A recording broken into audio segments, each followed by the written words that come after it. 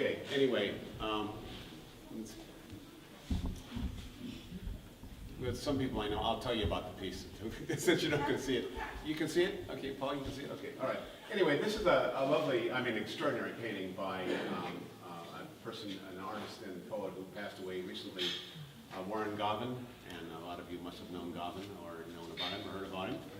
And at his memorial, we saw this painting for sale, and I just jumped all over it, and literally and figuratively, and it means a lot to me. And it's two parts tonight. A little bit of a talk here, and then we go around the corner to the video room, set up, and then you'll see a video that Phil has done, having to explain the rest of the piece.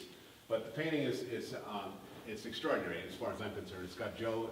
I grew up with Joe Louis, and I was only 10, and my parents were, out in the working area. But that was World War II, and World War II we needed a hero.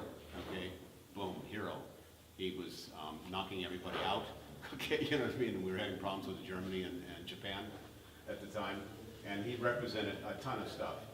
And one of the things about Joe, and it'll probably be repeated in the tape, is that he was a killer in the ring and just a total gentleman outside the ring. He was a real interesting kind of fellow.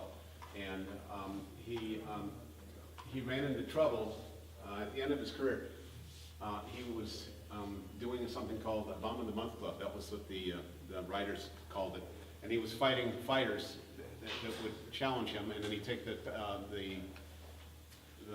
money and give it to the government, okay, and give it back to the service. And it was really a great gesture. And he was doing it. It was a Bomb a Month Club, and it lasted about 2 years.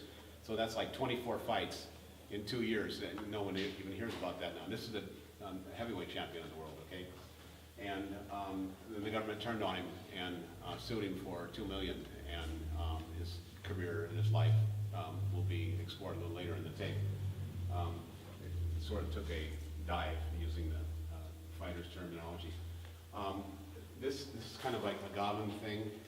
It's kind of like, does anybody, yeah, you can laugh, okay? Yeah, it's sort of, he would emphasize that area. Okay. The other part that I particularly care for is that he figured it out, Govan did, Joe's secret, and that's where the foot is, and I think that's why I bought the painting. It's because where the foot is placed. Joe would be boxing, and then he'd put his left foot out like this, and it's a sign. I've done some boxing. It's a sign for boxers that their right hand's coming, because he's setting himself up. So that releases this, and so you're on the other end. You're going to right something. So then you go like this, but Joe then would go like this, and then it was an uppercut. And it was like boom. And my dad pointed that out, who was an amateur fighter with one eye, by the way. My dad had glass eye, and he pointed that out to me, and I'll never forget that. And Govan captured that extraordinarily well. Anyway, great painting. Hey Joe is part of an expression, which is, it ended up at Say It Ain't So. We'll leave on that. It was Say It Ain't So because the government was just taking all his money, and he had no money left over. And those days, I don't know if it's still going on.